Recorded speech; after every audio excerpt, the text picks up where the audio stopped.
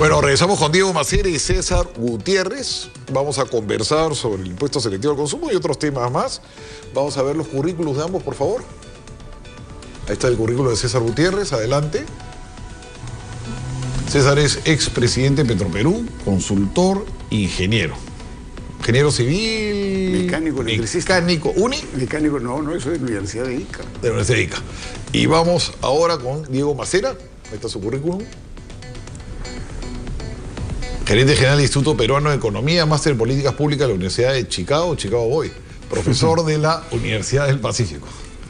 ¿Qué tal? Bienvenidos ambos. Gracias por la invitación. ¿Cómo están ustedes? Bueno, el impuesto selectivo al consumo, ¿no? Se hizo bien en moverlo, se hizo mal en moverlo, se hizo bien en aplicarle al combustible, justo cuando están subiendo los combustibles a nivel internacional, el barril de petróleo. Se hizo bien en ponerle a los carros nuevos, justo cuando el sector estaba saliendo.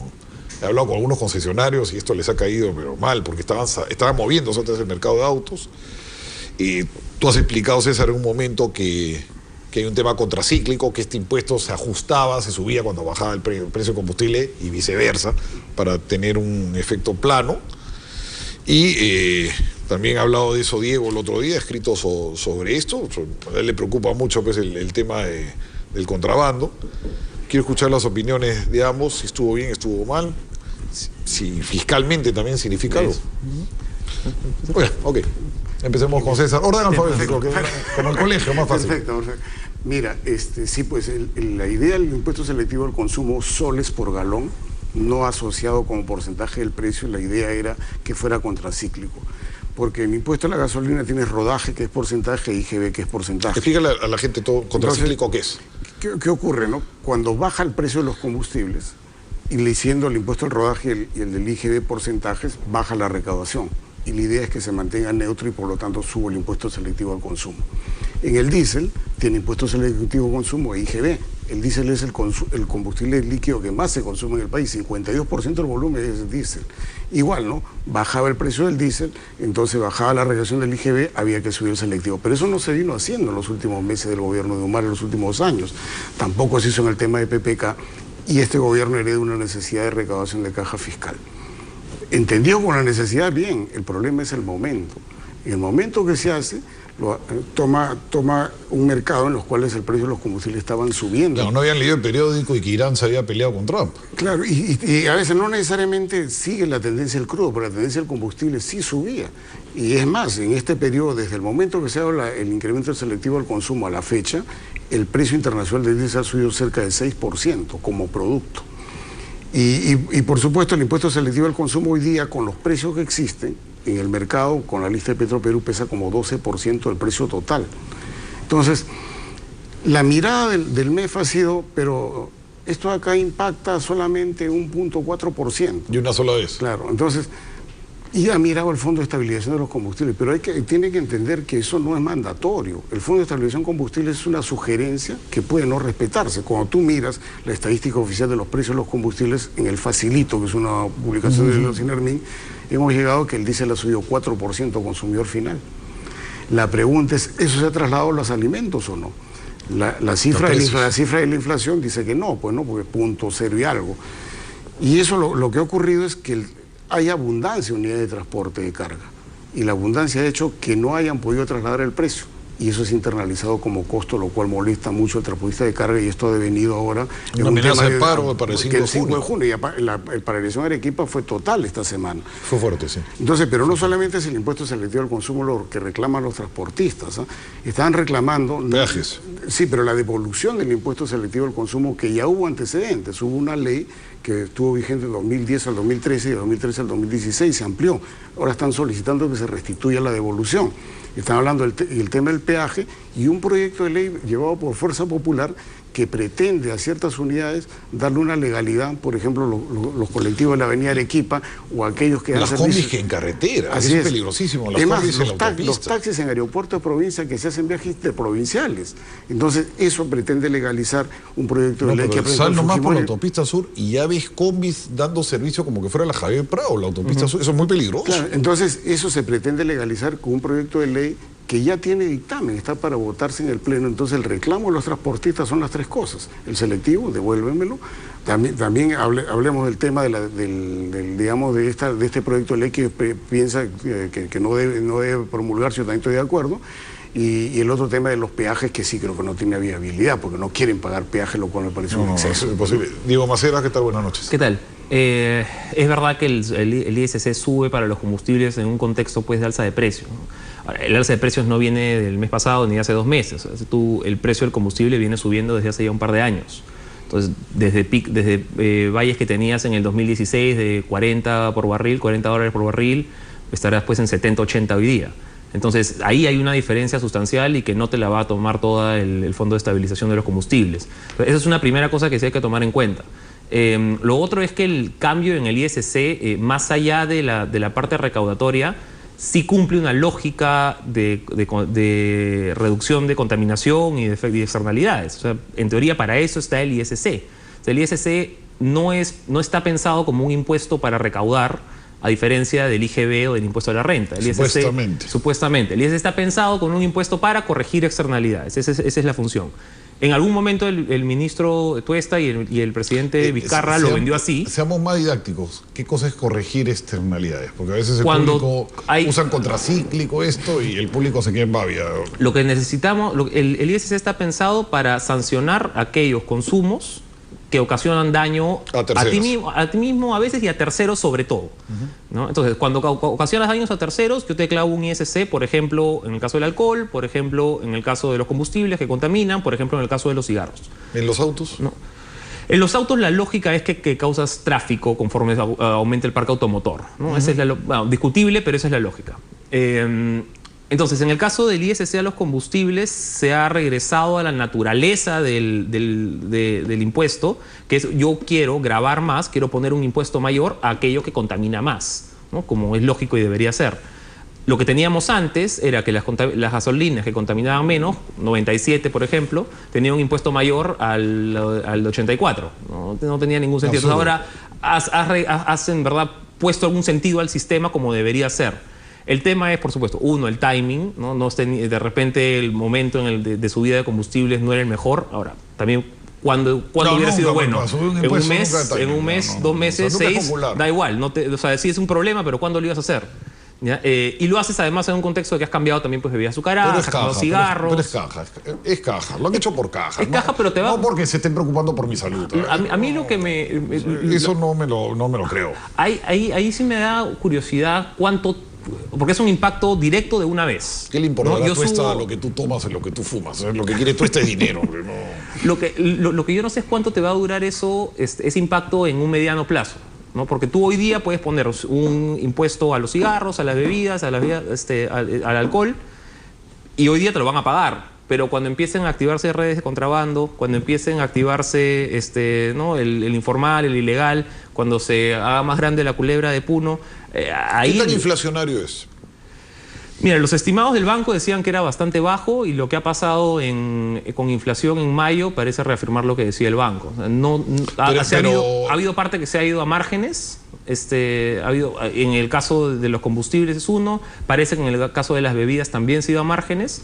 Y hay algo que en cigarros, por ejemplo, te podría subir un poco. Pero los transportistas te dicen, oye, yo he sentido el impacto. Pues sido márgenes, ¿ya? Entonces, claro, como decía César, ¿no? Has tenido hay un descontento, porque la gasolina en realidad sí ha subido. O sea, sí has tenido una subida en combustibles que no has visto en otros productos, ¿ya? Y lo interesante es que mucho de esta subida en gasolina no se ha trasladado a los precios de mercado.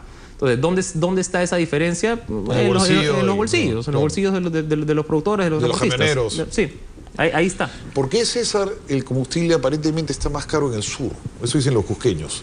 Transporte. Por transporte. O sea, claro, ¿cómo se abastece, no? Los dos grandes productores, Refinería La Pampilla en Lima y Refinería Talara. Para ir al sur, haces un cabotaje marítimo que se va hasta Mollendo e Hilo. Ahí tenemos un costo adicional. Entonces esto se de ahí bajan la gasolina y la llevan al Cusco. Y claro, y de ese ya terrestremente a Cusco y Puno. Entonces eso es lo que explica. Pero hay un tema que ha mencionado Diego sobre el tema del impacto. Perdón, para no cortarte el hilo. Vamos a una pausa. 7:45, 7:45 casi, y ya regresamos para que puedas poner con tranquilidad.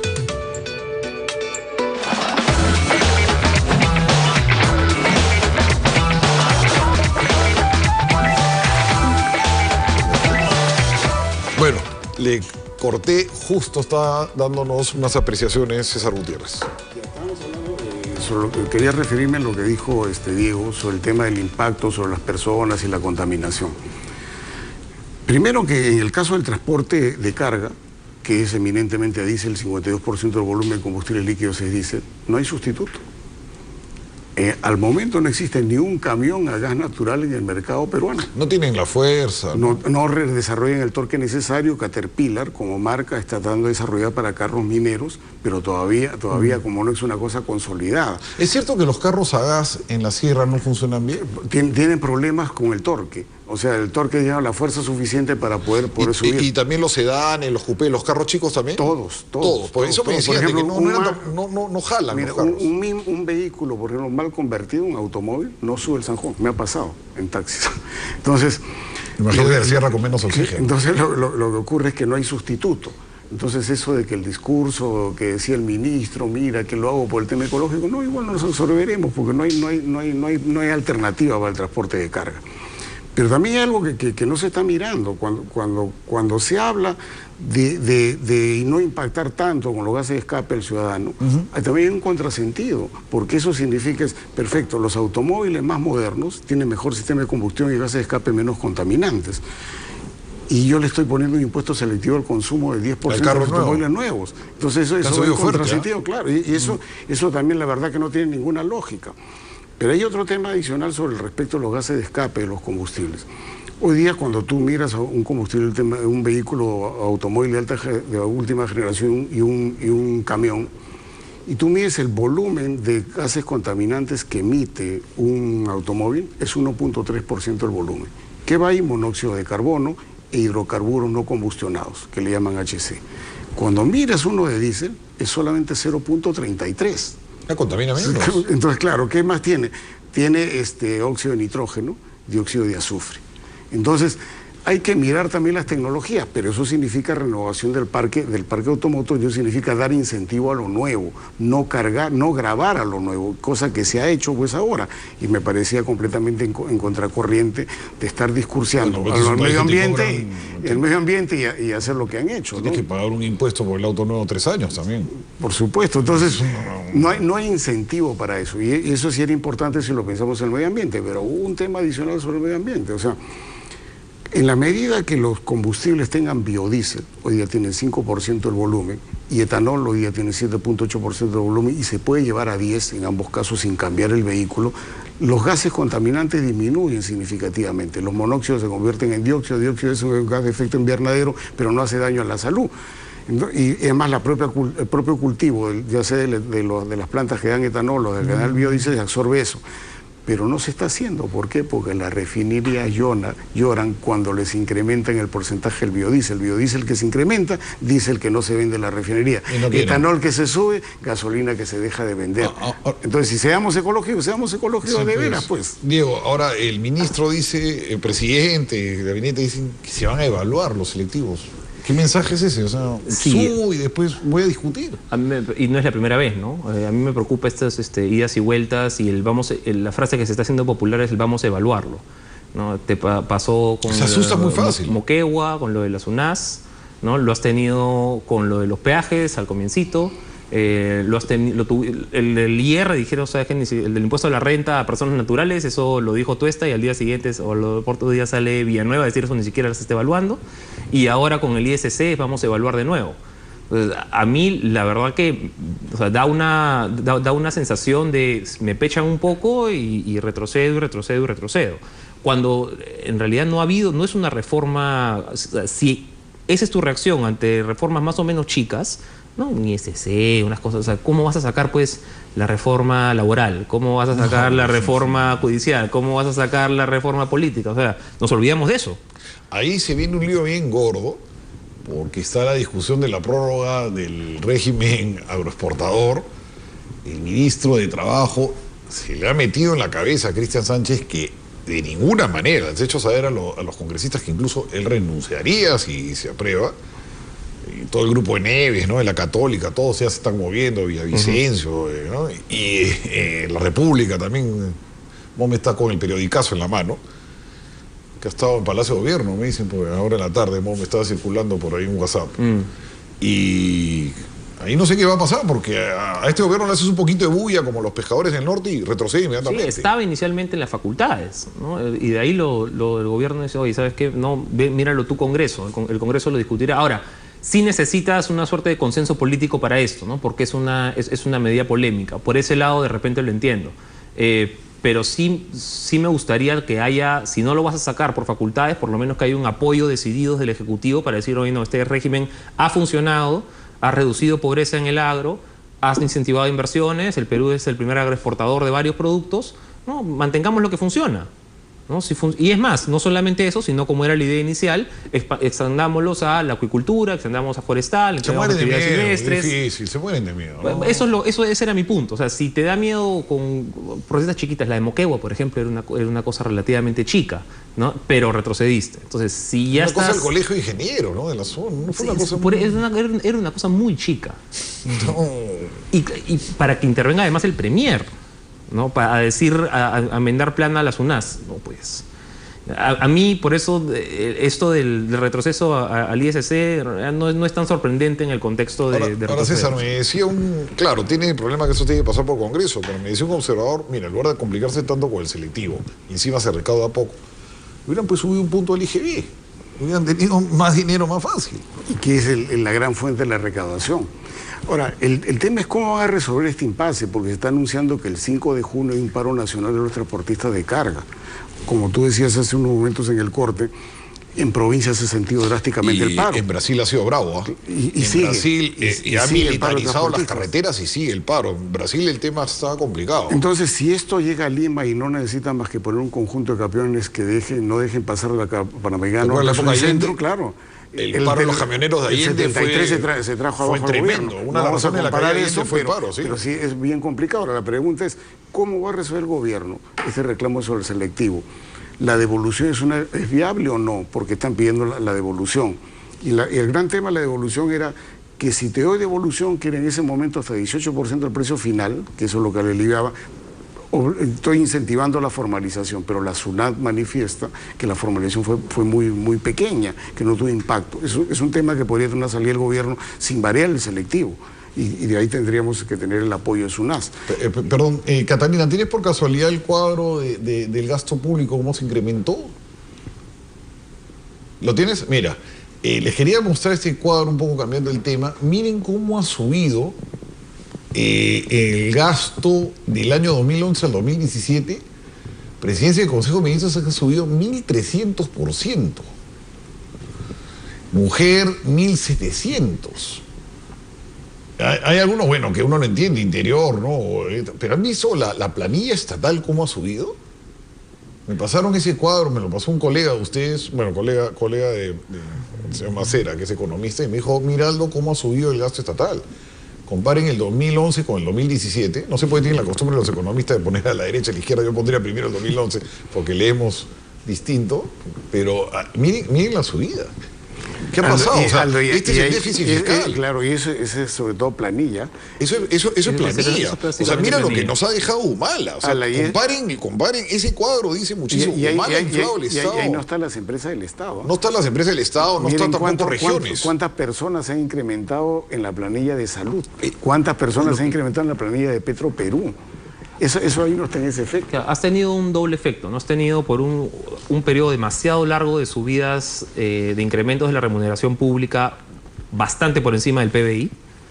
Y por otro lado has tenido una caída de ingresos progresiva principalmente por el fin del commodities del 2013. ¿Es más gente o es aumento de sueldos o son las dos cosas? Pues, si han subido es un poco de dos cosas. Lo último que has tenido, los últimos aumentos grandes que han sido esas regulaciones para los profesores y algo para los policías. Entonces lo de los profesores fue lo que te subió el último año bastante remuneración. Claro, son medio millón, ¿no? Básicamente, claro, los profesores son 400.000 y pico. Le sube 10 soles nomás. Claro, le sube un sol la hora dictada y ya volaste. ¿no? Entonces, ahí ha estado el principal aumento. Y hay un problema ahorita, ya están pidiendo dinero otra vez. Es que ves cómo se dispara la planilla y dices, bueno, o Bala ha contratado un montón de gente o... Lo que pasa es que ha habido aumentos y que uno a veces dice, oye, no puede ser que a un profesor acá se le pague un tercio de lo que se le paga a un profesor en Chile, ¿no? Todo el mundo de acuerdo con eso. Pero es que esto no es Chile. Deberían ser más altos. Pero ¿cómo haces para pagarlo? ¿No? Entonces, el presupuesto de educación, por ejemplo, ahorita lo tienes en más o menos 20% del presupuesto total, que no es poco. 20% de tu presupuesto en educación es un montón. ¿Ya? El problema es que el presupuesto en total es chico, porque no estamos recaudando tanto. Y a esta subida de gastos, mucho de remuneraciones, se ha mezclado con una caída de los ingresos públicos, básicamente por la caída de los commodities, ¿no? Entonces, eso te da el 3.5 de César, déficit ¿cuánta proporcional. gente más había en Petroperú? ¿Cuánto entonces todavía ahora?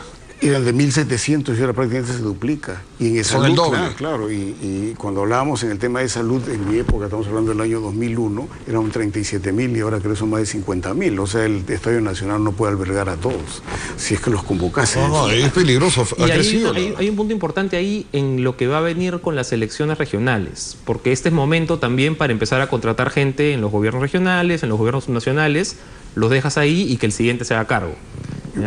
Y una cosa que no se ve en la negociación laboral, está bien, yo te aumento por decir como 100 soles, pero él tiene un correlato con el CTS, con doble sueldo al año, Claro, y por ejemplo, 40% más. Eso es lo que me decía un Esa cosa no textilero se cuando mira. subieron la remuneración.